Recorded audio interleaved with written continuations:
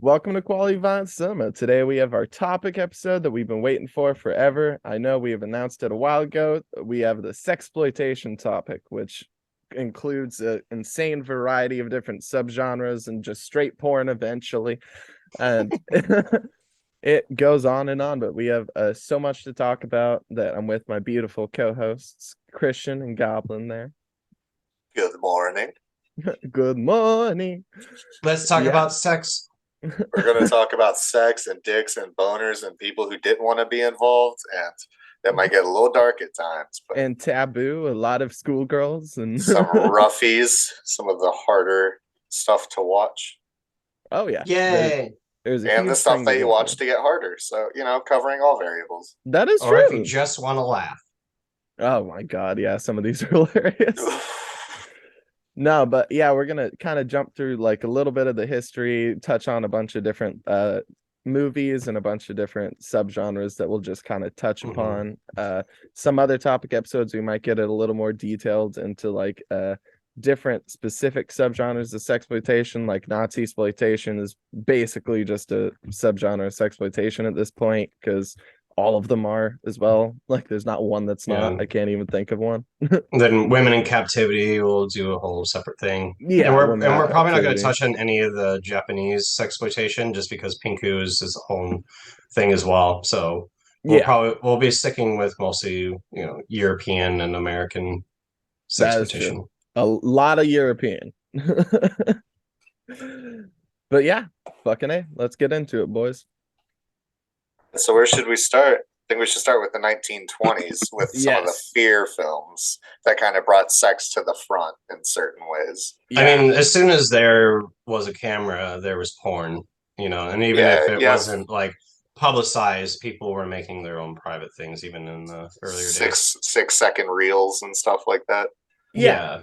But it definitely started in the late 20s. But even then, it was just more of like exploiting girls with little clothing. It wasn't even full nude. It was like girls in bikinis, like having fun on the beach, type thing. And they were all kind of blinded under the educational light. And a lot of the more fear films, those were the ones that were just exploiting girls. But we did have legit educational ones where you saw like women giving birth and the educational films for like the American Army during the time, where they would show them how to like clean their urethra. And that's kind of how they made those fear movies, was through trying to like weave their way through the Hays Code. So like it was a way for them to make sexual content. That was before the Hays Code though. Mom and Dad, fucking all that type of shit was before the Hays Code. Yeah, but after the Hays Code in the 30s, that's when it became kind of a loophole to make the fear films over sexualized. Well, it was still a loophole to gain a wider audience. Yeah, but the big issues were, because of the Catholic Church kind of, taking over and basically saying like, not even the married couple can be in the same bed and can't show toilets. Yeah, and so a lot of that was just fear of the Catholic Church, and so it was kind of like where fear of censorship and fear of just being completely taken down. So that was kind of like why a lot of films were more on the educational reason, is to keep the Catholics happy.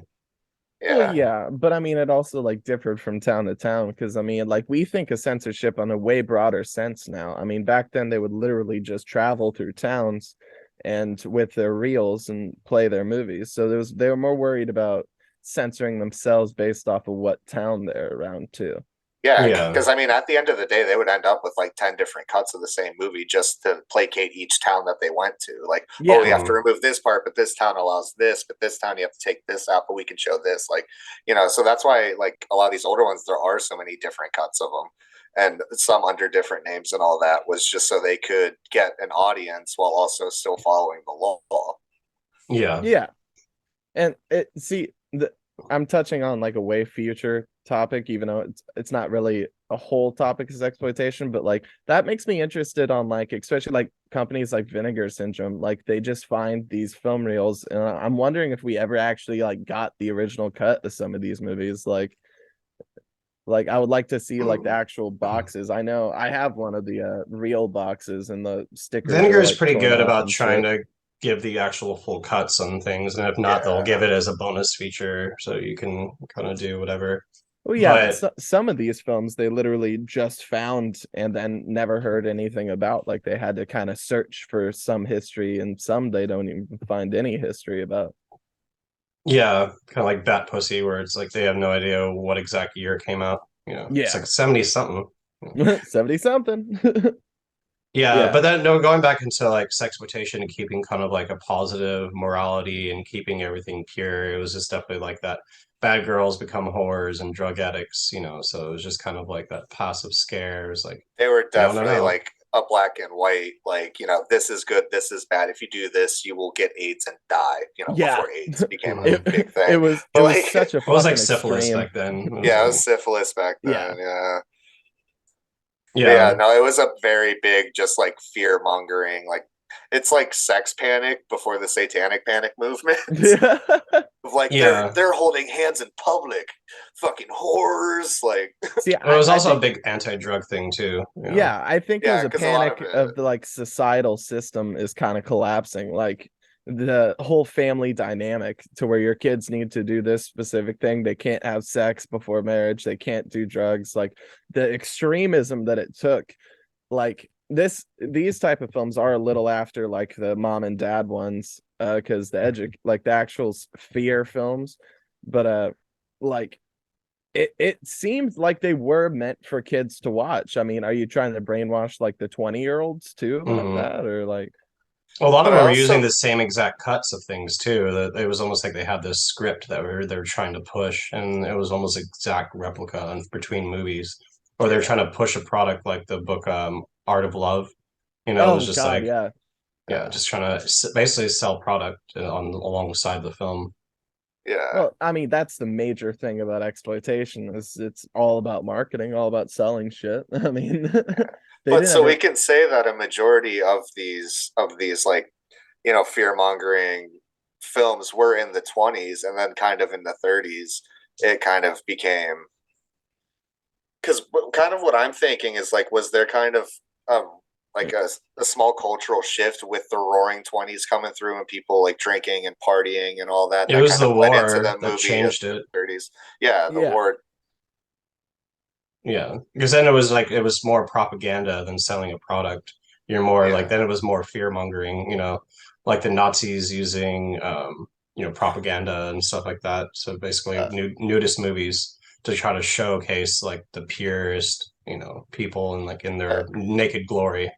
I feel Naked wrong glory. calling Nazi exploitation films nudie camp movies just because of the connotations with it. But yeah, no, the Nazis had their own like fucking nudie camp movies of like of all things to push. That's kind of the weirder ones. Well, see, I fucking the Nazis were pretty open about everything to do with sex. Like, it's some of the coolest like antique stuff is like the Nazi porn that they came out back in that time too. Like, SS Cunt Rippers. yeah, like strap on shit, fucking like Uh, they were pretty far advanced for it. Like Yeah, when it America go never accepted that for fucking decades after they did. yeah. well in World War II, the army, used sexploitation to educate soldiers, too, and it was like a required material. It was like, here you Oh, go, this is an educational video to make yeah, sure you don't get syphilis, those things like that. yeah. And they legitimately had like cock washing stations after you came off of like what's it called when you go off of base and have fun for a while? I don't know. On leave or some shit. Leave that way. Yeah. But yeah, Hmm. those But films that, actually disturbed the shit out of me, but and it was Hmm. also kind of the start of like the pinup girl, because it was Oh like yeah. yeah, to 100%. help lift morale with the troops and stuff. So you had the sexploitation movies kind of promoting it in the sense of like, hey, we know you're going to do this, and then they also, but like the added of like, this is where pinup girls started becoming big with like, and then Sailor Jerry tattoos coming along and all that. So it like sex Yeah. was definitely kind of a phenomenon in the military on Yeah. both sides for a while. Oh, I think that the war and the pinup girls kind of had like that whole like the nickel and dime shit back in the day. Like I think that's what kind of started it. Is like there is some acceptance of some sexualized like versions of women in the war because that's what they needed for morale, and we kind of took that back into our own society and got a little bit less prude, just a bit. Well, yeah, and there's also like any reason to get your knocks off, you know, with the soldiers being on leave. I mean, even just those nickel arcades and peep show films, I'm sure were, you know, heavily for the troops. Yeah. Just I mean, I think like because pinups definitely led to like burlesque videos and burlesque shows and stuff. Oh yeah, that's definitely the lead into it for sure. Yeah. And then the burlesque just became this cheap way of making films because you basically have a live show and then you just film it and there you go and you turn it into a film and it just made it. They realized it was easy to do. That's also what killed burlesque though. Yeah. Is that nobody was going to burlesque shows anymore because they didn't have to like feel embarrassed that they were going. They could literally just like fucking throw on a huge trench, raincoat, and go to the theater and watch it. Yeah, like, that was one of my make sure your coat's long enough. Studying. Yeah, one of the fun terms I learned while studying this was raincoaters. So you couldn't see what was happening underneath the coat. We're like, damn it! If only Pee Wee Herman knew. If only Pee Wee Herman. Yeah. It's like, bro, wear a jacket next time. Damn. Seriously, why are you going all out with it? Oh, I don't want to ruin my jacket. But of course, a big thing that led to, you know, sexploitation kind of coming to the forefront was definitely like the free love movement of the 60s. Like after World War II, after the kind of like American dream era of the 50s, and then it died out and just became like that's where boundaries started really getting pushed for the first time. See, I think like to speak on like before that, I don't see the 50s having a lot to do with the sexploitation genre. Like it felt like it kind of either was the exact same or kind of died out a little bit. Like but also I think repeat. Yeah, it was a lot of repeat. And I think society at that point was just trying to get back to a sense of more like normality. Yeah. So I mean, I'm sure they're still trying to fight it. Just basically like, no. You know, there was still a lot of like issues of trying to gain control and then getting into cuties. But nudie cuties. Yeah, that's what I'm saying. Like the 60s came through because that's when we started getting nudie cuties. We started getting like nude summer films, all that stuff. Where like they had a plot and they had, you know, a lot of them were comedic, but they, you know, nudity was definitely involved in some way, shape, or form constantly. Well, they also had to start making them as documentaries first of like, this is how the nudists live. Like, it's something so non-graphic still had to be shown as documentaries, and it was the only one that kind of jumped pretty quickly though, because like, well, it's not too bad, I guess. Now we can make them like legit movies. Like Russ Meyer jumped onto that shit. Yeah. The thing with those movies is that it wasn't graphic sex yet. It was just, oh, hey, we're taking off our bikini tops. Ooh, hey, we're having a conversation with my boobs out and stuff. Yeah. Like there wasn't super aggressive graphic sex. Like no, even that documentary Chained Girl, that lesbian one, just so over the top. It's so incorrect. Yeah. I watched like a little bit of it one time. I was like, what the fuck? Yeah. I watched the trailer. I hadn't even watched the whole thing. I watched the trailer. It's worth the watch just to be like, what the fuck was wrong with society? Well, because that's another side of sexploitation is back to that fear mongering, but of like a new generation. Yeah. Of like, this is a cultural revolution. Save your kids. You know, it's the end of the world. Yeah, well, because there's gay people. We're accepting otherwise, I'll be a lesbian drug addict. Right. Lesbian drug addict. I smoked pot once, and now I'm gay. They eat the box. They start mainlining heroin. It was bad time. Basically, if there was a big cultural phenomenon with the youth at the time, the older people would make fucking movies demonizing it. Yeah. Yeah, and I think what kind of helped liberate that was definitely just all the theaters promoting it, you know, like 42nd Street, and just kind of getting like more of a scene where it was like you felt like it was okay. Yeah, you know? Which was because like the rise of like straight up independent theaters who would play like the low budget nasties. Like even when it comes to normal exploitation films, you would have those theaters that like strictly just showed like the low budget gross movies that became what we love today. Yeah. And just like some of the stuff that came out of 42nd Street was great, you know, like Italian Stallion with Sylvester Stallone. Sylvester Stallone. Yeah, and Ginger, which I love. I just remember watching a lot of the 42nd Street trailers. Like if you haven't had it, there's like 5 of them or something like that. Yeah, But the they're great if you volumes. want to just get into old, exploitation type stuff. It's really funny. I like Yeah. the Avon Theater stuff a lot, but that's more the Ruffy stuff, so we'll get to that Hmm. later. Yeah. And going back to Russ Meyer real quick, is like he seems like one of the only like sexploitation filmmakers to kind of be widely accepted. Like if you Hmm. actually watch his movies like Super Vixens and Up, like they're really cute and they're really fun. Like they're well done too and well made. And he shoots the female body very graphically, but also beautifully. Like there's weird art cheesy art house feel to like a lot of his flicks. Yeah. Well, it makes sense that it was him because he was a soldier, especially going from like the 30s exploitation, and coming from that war and then basically like saying, I'm no longer a soldier, I'm a filmmaker. Yeah. He had a lot of know-how of that genre during the time. He'd Yeah. probably been to a burlesque show or two, so Oh, I'm sure. Oh yeah. And that's why Definitely. you'll see a lot of in his films, there's a lot of Nazi Girls references, dancing. but it's not like to in any way glorifying it. He was very much trying to showcase it as it is, and it was definitely you know, fascism Oh yeah. yeah.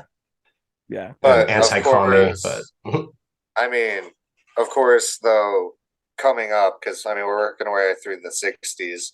So, but at the time, sexploitation and exploitation was starting to make big waves in America, leading up to, 69 with the Andy Warhol movie release, Blue Movie, aka Fuck, which kind of put sex on the main screen or, mainstream on the screen in front of everyone. But at the same time, Denmark was kind of really building a name internationally as soon as they legalized all forms of pornography in, ironically, 1969, yeah, where you start getting a lot of international movies.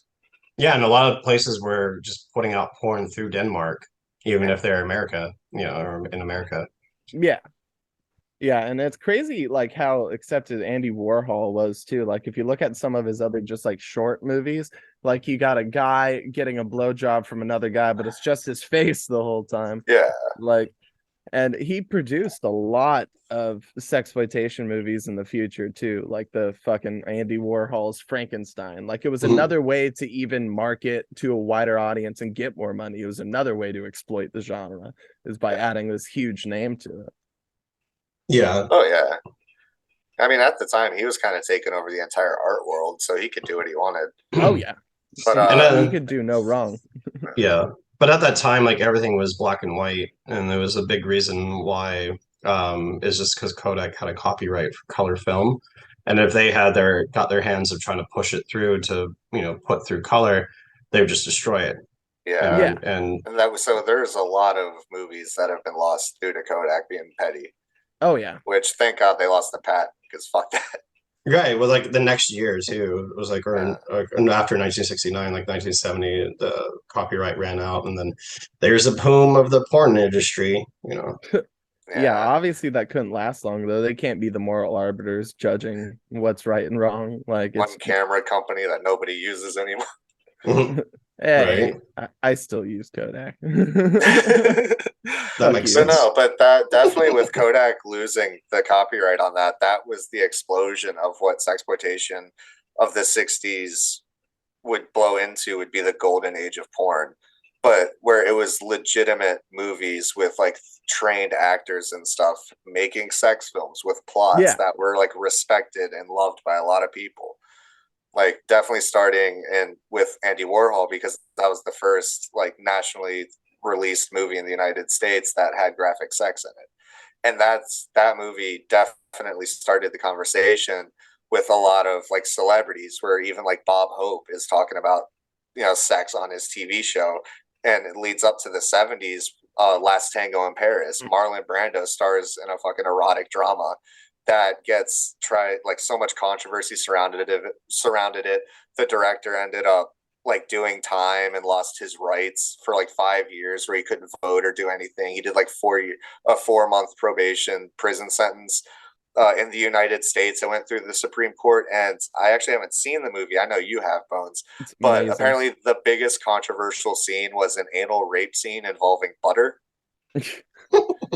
that was the scene that everyone seemed to have a problem with, and I wasn't sure if it was the butter. If it was or margarine, like, it would have been fine. Right? If it was vegetable based. Fucking, I'm butter gang. God damn it. I'm with the sick on cinema boys. Fuck margarine. But yeah, I'm good old down for some good butter, right? So with Last Tango in Paris, they didn't even screen it for critics due to Italian legal laws. They didn't know what they were breaking, what they were doing wrong, and it got to the point where it was, word had spread. Oh, you got to see this movie. You got to see this movie. It cost in 1970 $100 a ticket just to watch it. That's Which, crazy. like, with inflation and stuff, I don't know what it would be now, but it'd be something kind of stupid for one movie. It'd be ridiculous. Yeah. Especially just to see Marlon Brando's ass. But great movie though. It's not worth like $100 a ticket in like 1970 though. That's ridiculous. Yeah. Yeah.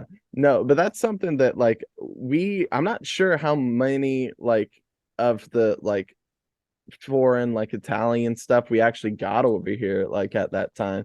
I mean, I know they were pumping a ton of shit out, and we had like 42nd Street, but I don't know how many actually like brought it to the American market because of how far behind we were compared to then. Yeah. Well, because I mean, Denmark had been making straight up porn since like popular porn movies and magazines since 67, and it wasn't until 69 that it was legalized. So how many of those underground like quiet hush hush films did like never make it overseas or even into the next country? Yeah. See, like I'm picturing just like 8mm, like with all the weird, crazy porn in the bottom. It's just regular porn. People are like in coats hiding in alleys. Yeah, just hope somebody archived them and stored them. But then you get, vinegar syndrome, which is basically like a film, issue, which is where they got their name. It's just basically like film getting just like basically naturally breaking down and causing that whole issue. So a lot of these films are just lost because of that. Yeah. And also for getting destroyed, because like with Last Tango in Paris, when it went to trial and the director was sentenced and all that, they ordered all copies to be destroyed. Luckily, a few made it to the National Film Library, so they were held on to. So that's how it ended up getting like a major release. But yeah, at the time, they said all copies of this have to be destroyed. Yeah. I love that how film that you hear those stories. Like kind of like in the Silver Globe, that was one of those ones that was like a decade later they got put out, but they thought that everything was burned. But they were issued to Polish government was like, no, you need to destroy it. But the guy was like, no, I'm not going to do that. I'm gonna hide it away, and then maybe we'll touch on it later. And eventually it was, and they were able to make the film. But and yet we can't get Event Horizon. Yeah. Just too ahead of its time, bro. Oops, we accidentally destroyed all the film. My bad. Yeah. But going back into like, the whole sex education was kind of reintroduced in the 70s, but it was kind of like a little different. It wasn't quite like the selling a product or trying to put fear in. It was actually more trying to educate teens, especially high schoolers and young college students. And I think especially with this reissue with like the German schoolgirl ones, because their whole gimmick was like, this is what the parents need to be watching to see what their teens are doing. Yeah, I guess there's still a lot of that. It's really just used as a plot line though, like to make a mockumentary that's more of a comedy. Because I mean, like, I guess there is like a wholesome feel, especially with the Schoolgirl Report, where it's like, I'm so glad I get to know you, sweetie, now. Like, yeah. But then you look at like Taboo, and it's not quite, because like it's like that was one of the films that we can't make that again because of the laws against incest of sort, because that was like legit, incest being talked about, and now it's all stepfather, stepdaughter, and like there's laws against a lot of that because of they can't be directly blood related. Which is weird. Oh, it's like, there's a lot of weird laws now. So there's a lot of movies that came out around this time that we definitely could not make today. Oh yeah, i.e. Taming of Rebecca. Oh God, dude. Or there's a bunch of them. Any of the Avon Theater films at the time, really. To be honest, I don't think I want to see somebody making another Taming of Rebecca. Oh yeah, no. The new drugploitation of more like the acid days of like. Yeah, where it was no longer, it wasn't weed and I'm switching between opiums. It wasn't weed and opium. It was acid. Education. They did do a lot of opium films, actually. It's all Yeah. Oriental ones. Well, because the Vietnam War, I mean, they were coming back, and that's what I heard is my baby mama's grandpa was in the Vietnam War, and he was talking about how they were smoking like joints dipped in opium, and they would dry and then smoke them and shit. Like it was I've just done that. he's like, you could get them for $0.25, like you could buy one for $0.25 just walking around. Yeah, I think So, Vietnam's really what brought opium to the United States, because there's a lot of he had a lot of soldiers coming back. Yeah. Which then led into a second wave of like drug exploitation movies around that same time. Yeah, but then also acid getting pushed out and things, because you have like the Defiance of Good, Acid Eaters, psychedelic sex freaks, Wanda. Fucking these movies are crazy though. They get less educational and more trippy and surreal, which is a cool aspect, but these ones are really, really fucking bizarre movies. Oh, Defiance of Good is their target audience are the people who are actually using the drugs. Yeah, exactly. Yeah, the Defiance of Good was just so fucked. And it was just basically a girl, she's doing cocaine for the first time with her friend, and literally her crazy, religious mother sees her do her first bump, and then automatically is like, you need to go to a mental institution. and then in the mental institution, she ends up being like viciously raped, like loses her mind and ends up having to do like there's more drugs involved and things like that, and then gets kidnapped by like the main guy to be like her, like his own private sex slave, and try to sexually liberate her. It's like, what the fuck is going on? What the fuck? See, that's one I didn't actually get to watch beforehand. And that's why Defiance you don't is do great. cocaine. Yeah, that's why you don't do cocaine. You guys stick with the heroin and the opium. And Wanda was really good too, and that one kind of goes slightly. I don't know. I thought some of the drugs were I know you have separate things. I couldn't get into Wanda, man. I liked the ending because the ending's really where like touched onto the drug exploitation aspect, where it got to that real trippy LSD type thing, even though they were shooting in front of a fucking fish tank like half the time. it was just. Well, the plot just went all over the place, because they were just like, all right, so this guy just came in from the mental institution, who was like, I guess, like, escaped. Yeah. And then he just goes and like buddies up with the guy, and then they go in this whole sexual escapade. But the reason I liked it, because it would kind of like reverse the roles a little bit, where it was like the women were holding the man captive, but then all of a sudden he basically starts holding the women captive, and it goes into it, and then he's just forgiven and let out, and then they kill him later. It's like they just filmed a bunch of shit and added it together, because like I get what you're saying about the role reversal. It's like during like this is really kind of where Ruffies like kind of started, but like it had that role reversal, but then completely fucked it over because just bad filmmaking, and like it was just so confusing to me. I was lost that whole fucking movie for the most part. Yeah, and then there's like the Manson exploitation. Like Sweet Savior kind of had a bit of that Wanda. I think it's like almost a better version of Wanda. It had some similarities, but it's definitely it's more just like this guy that thinks he's basically the new embodiment of Jesus, but almost like a Charles Manson type character.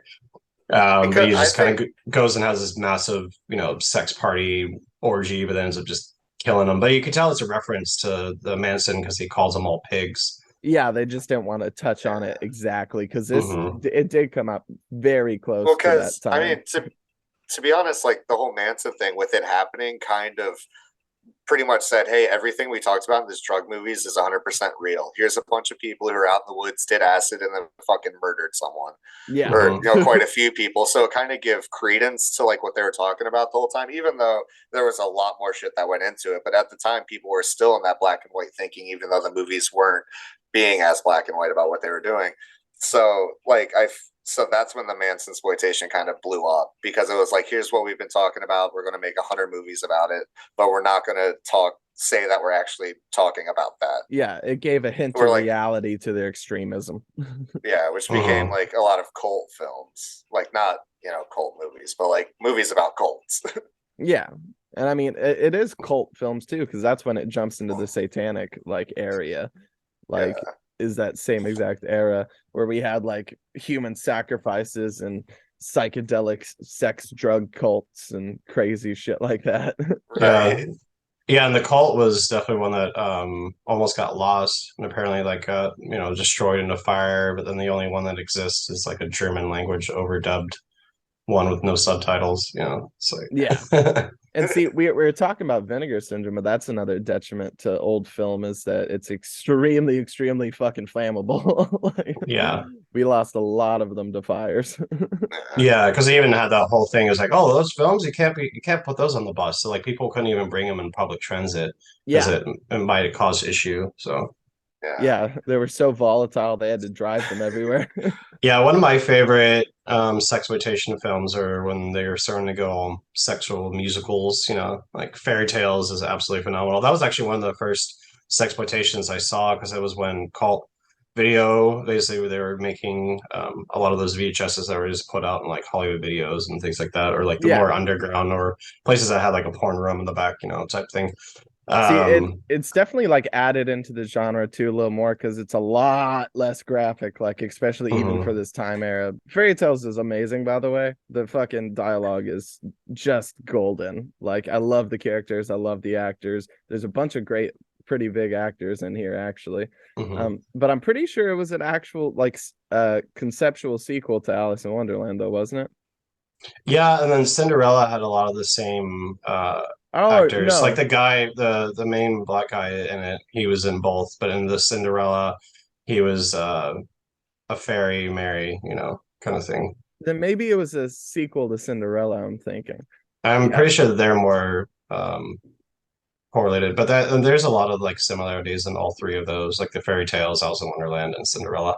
And yeah. there's a Cinderella 2000, which kind of came out later. I Really? also know for Mhm. Alice in Wonderland they did an off-Broadway play, so I wonder if they fucked on stage in that one. But Go no, but for a actually live the same show. producer who did Alice in Wonderland also did some of the like spoofs and parodies that ended up coming along, like Flesh Gordon and Yeah. fucking what was the other one? Yeah, he did that. But the thing is he also produced Mona, which came out in the 70s, which really kicked off along with the Andy Warhol. It was like the second movie that was nationally released to have graphic sex scenes, but he ended up going into more of the spoof era of stuff, which led to the biggest pornographic film of all time, sexploitation, whatever you want to call it, Deep Throat, Oh which Yeah. yeah. is where everything just kind of went off the rails. And that's like, critics were talking about it. Roger Ebert talked about it. Like, Hmm. you know, it See, was I finally getting recognized. The sex industry was finally getting recognized as like a viable yeah, career. I Yeah, think and these Harry group Ream of and stuff. But sorry. Yeah, No, and I Jamie think that Gillis. these group of films were like top quality out of the genre. Because I mean, like Flesh Gordon, the effects are amazing in that fucking movie, man. Like I love the claymation in that. And they had eh, I'm guessing that the guy that you said's connected to all of these, he had a big part to play, but they have a huge budget to them and a huge Oh like yeah, writing staff. You could obviously tell like the story actually mattered, so did each aspect of filmmaking. I think this is really the quality is what jumped it up to the mainstream. we'll yeah, see. But that's the thing is like with Deep Throat, that was a very comedic movie that showed that it could be done. But then it was you're followed up with what's called one of the greatest pornographic film of all time would be the opening of Misty Beethoven, hmm where it was actually like handled well, it's taken more seriously. It stars these famous porn stars who are also trained actors. yeah. And And there's also The Devil and Miss Jones, which is a very big one at the time, but that one's super controversial. It's basically a girl that's like trying not to commit suicide, so just goes on like a sexual escapade to Okay. yeah, basically cure So herself. I did want to touch on, especially in the sex comedy era, with a few of the films that we have written down here.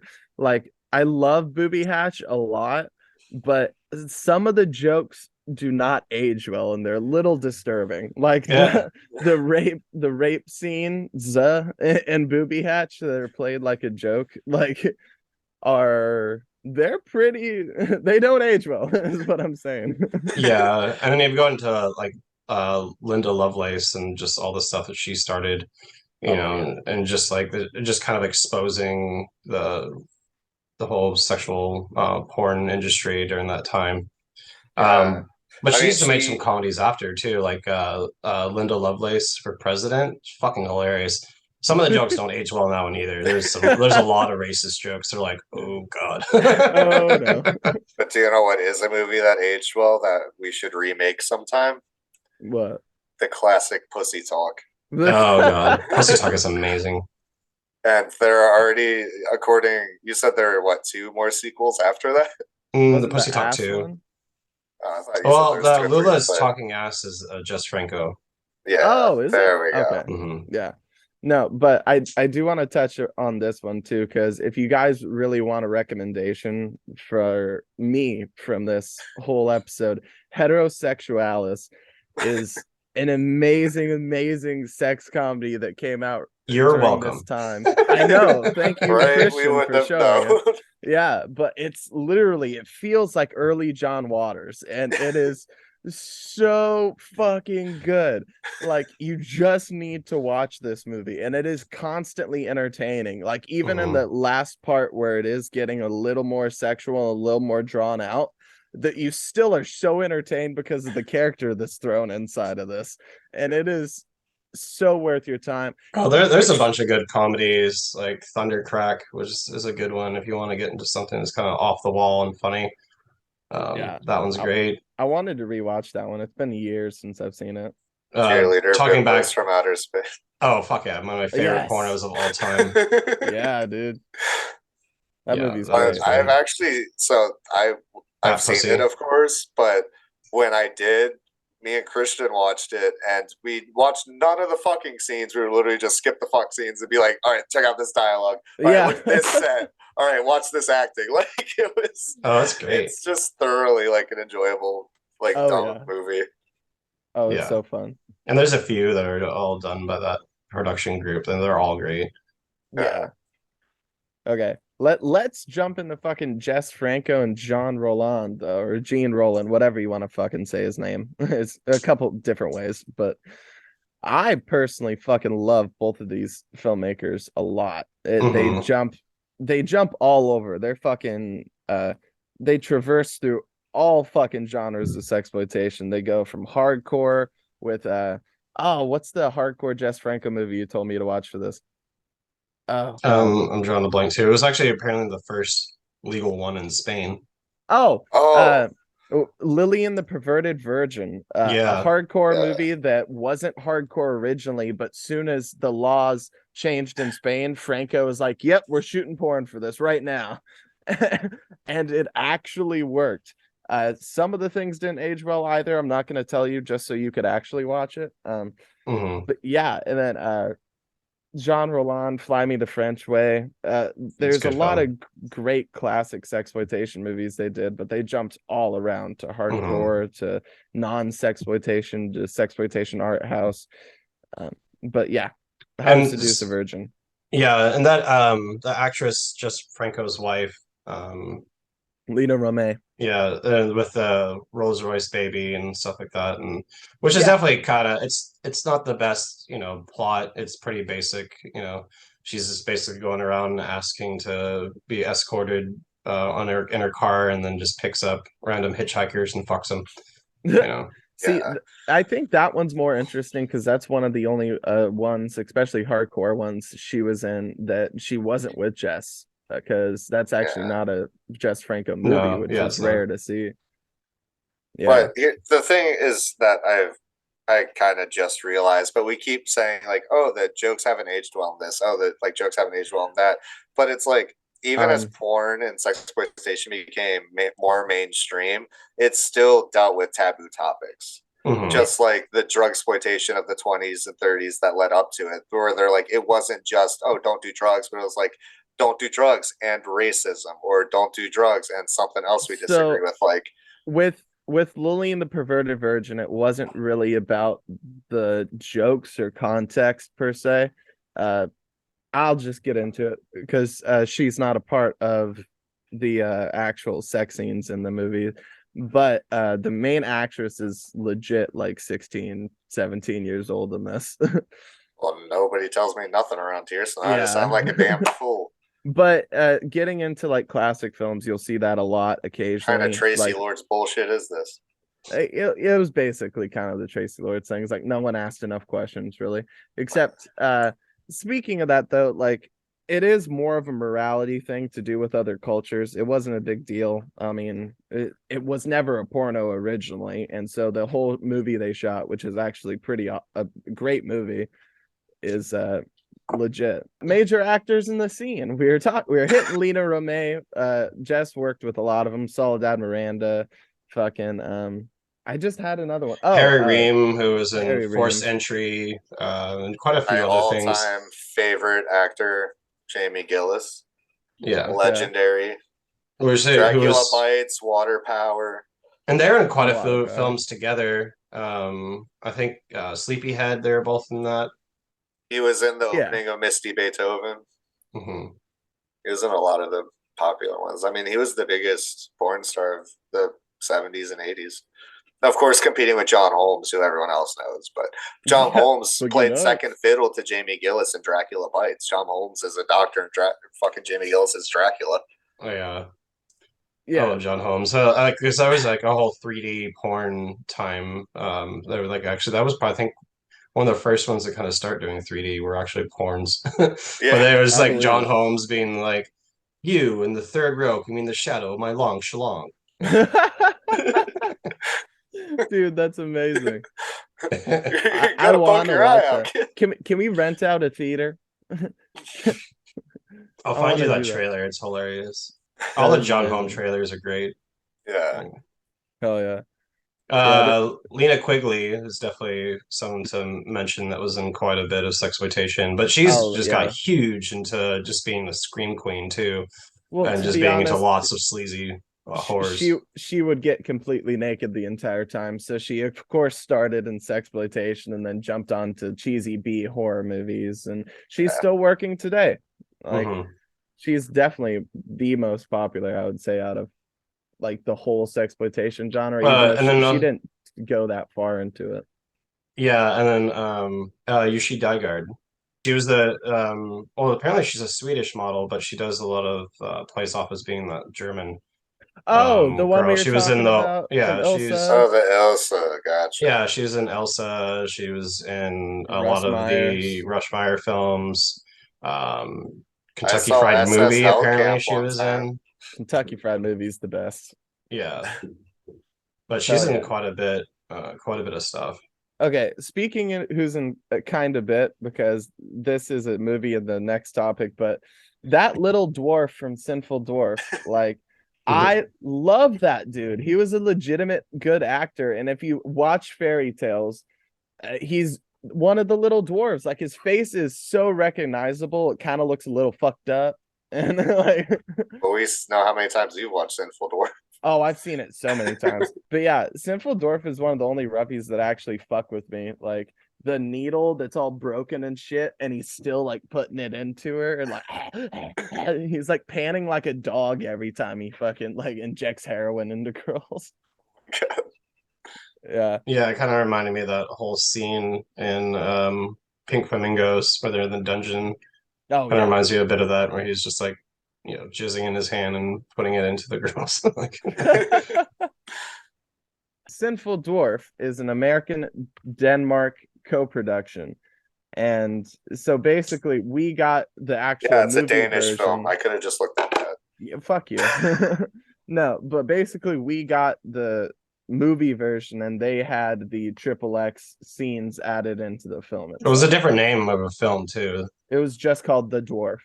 Yeah. Yeah.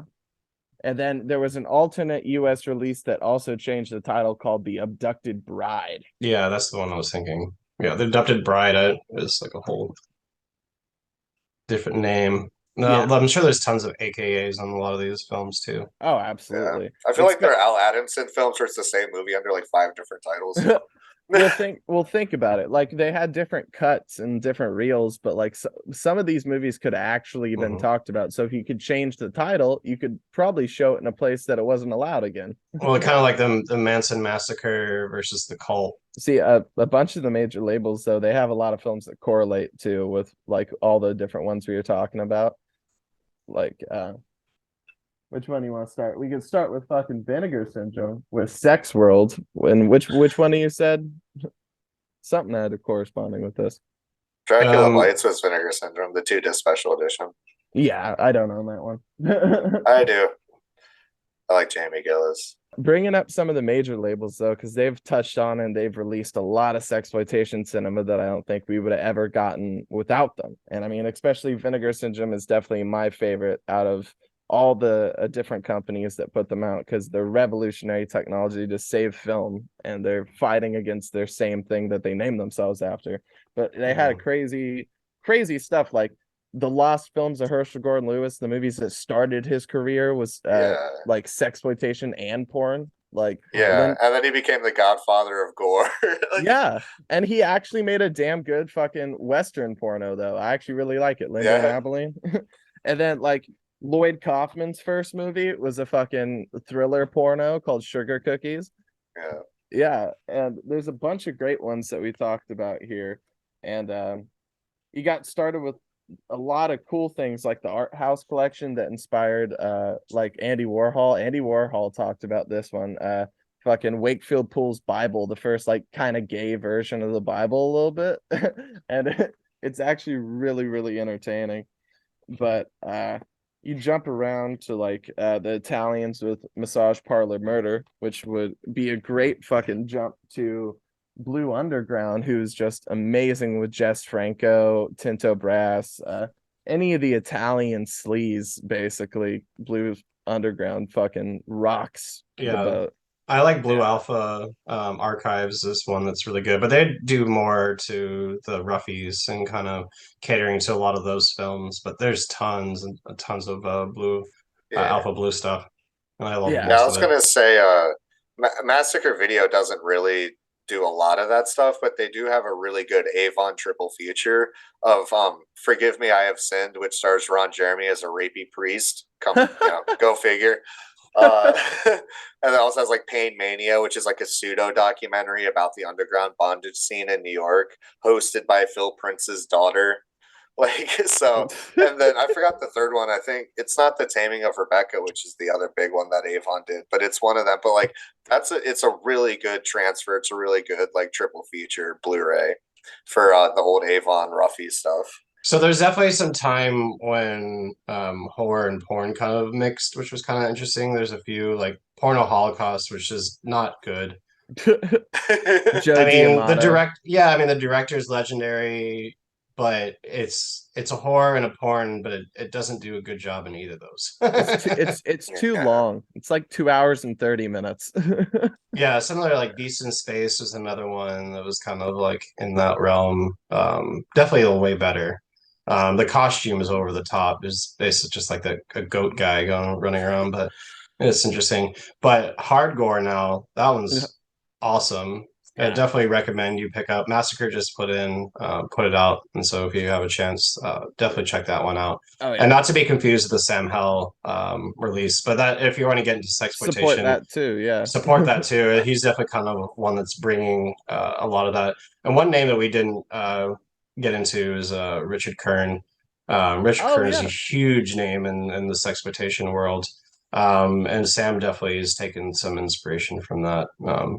Even had him being quoted from that. But yeah, that was really good.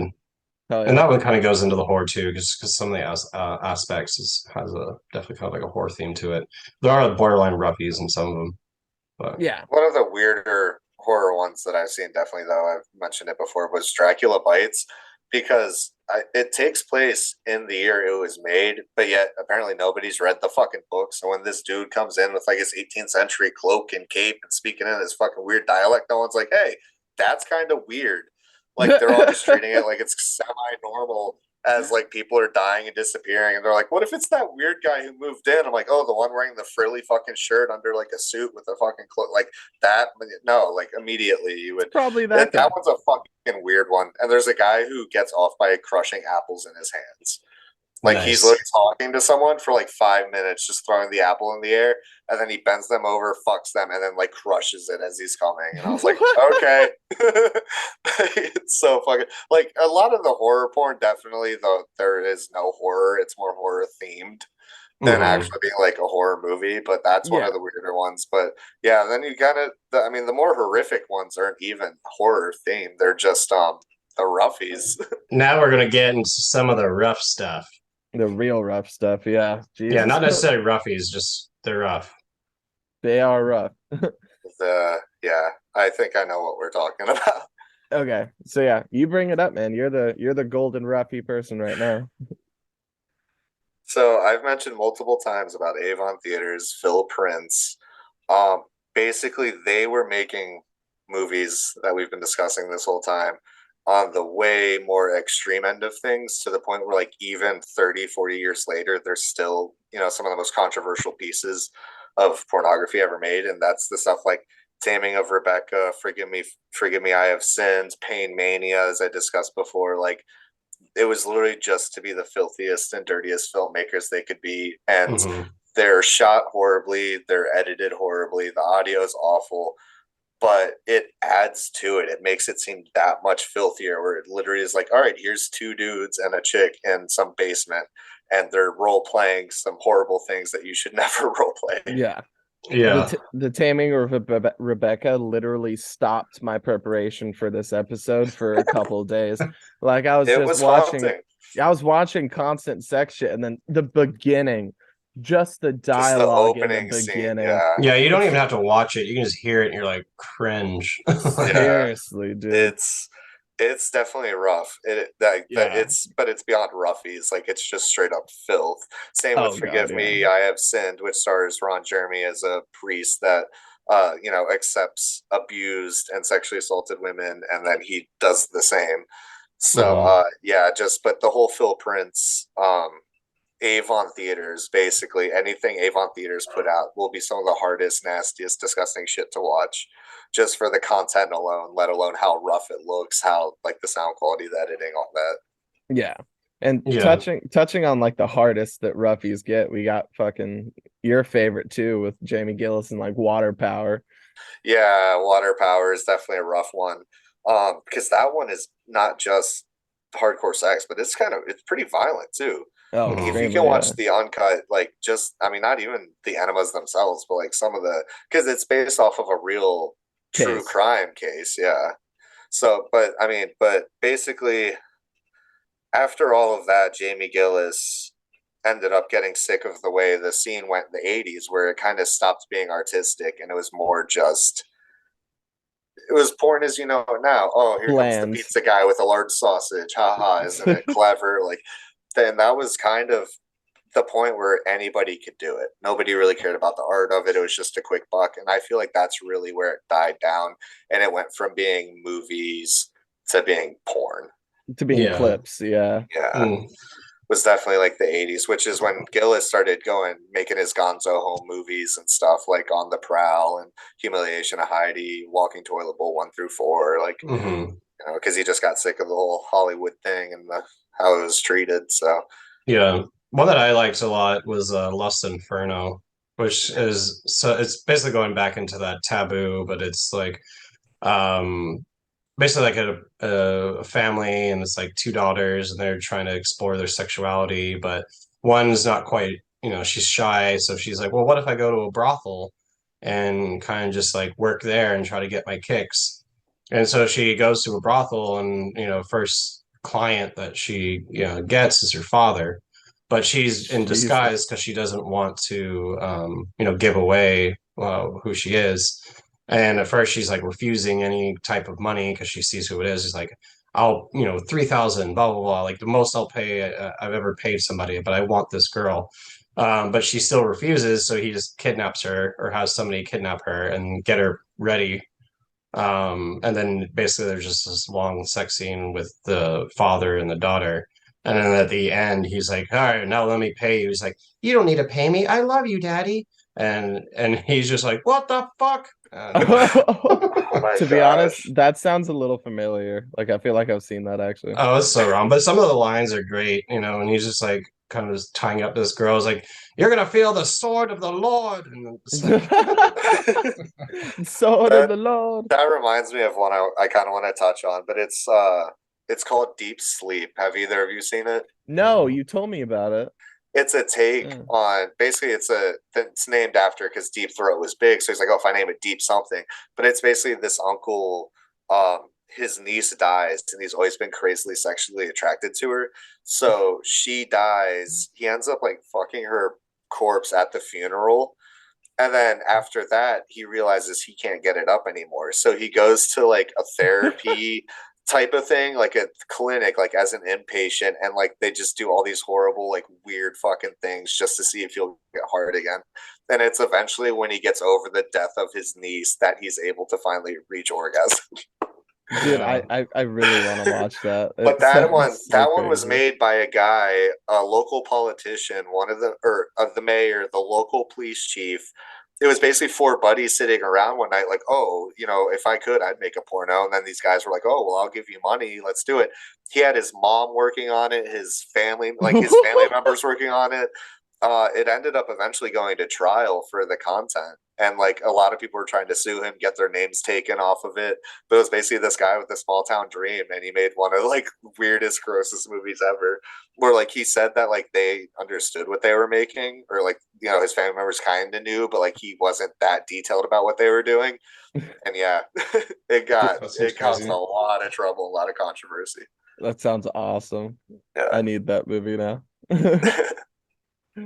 Yeah, but to go into like the last bit of I think what changed the porn industry and where it is now, because like I mean, it definitely died once the video market kind of came in, and Yeah. with the other Gonzo films where it's just very low plot, and then since then we basically don't really have anything that great. I mean, there's some things that come out here and there. Yeah, like I mean, I think like the big things, thing but... was. I think the big thing was also with the video market. It was kind of the same thing with horror. It's like, all right, well, now anybody can do this and release into mom and pop shops. Yeah. And the quality just drops. Yeah, the budget dropped, and sometimes it was fun, like bimbo cheerleaders from outer space. You know, yeah, it was fun, but you did get a lot of bad, just nonsense. You know, just porn for the sake of porn. Yeah. I mean, there's some great parodies that came out, you know, shortly after, but it became like every other fucking subgenre. Basically, it's like once it gets so bloated, like there's gems here and there, but for the most part, it's dead. I mean, it was doomed to get to have that happen to him even from the get-go. Yeah, the bubble's always going to pop eventually. Yeah. But it's just about making a comeback, which some people are trying to do nowadays. That's the thing, though, is that sexploitation really started about pushing the limits and giving people what they want, and now everything's so readily available, no one really cares anymore. There's no farther to go. All right, so that was our topic episode on sexploitation. I hope you enjoyed our ADHD thinking and talking, but it is a genre that we all love and appreciate, and you know, it's fun to take a deep dive and just hear things we haven't seen and see things we haven't ever wanted to. So, for Quality Violent Cinema, I'm Goblin. I'm Bones. And I'm Christian. I'm not Christian. You know. He's taming Rebecca. So we'll see you guys later. Later.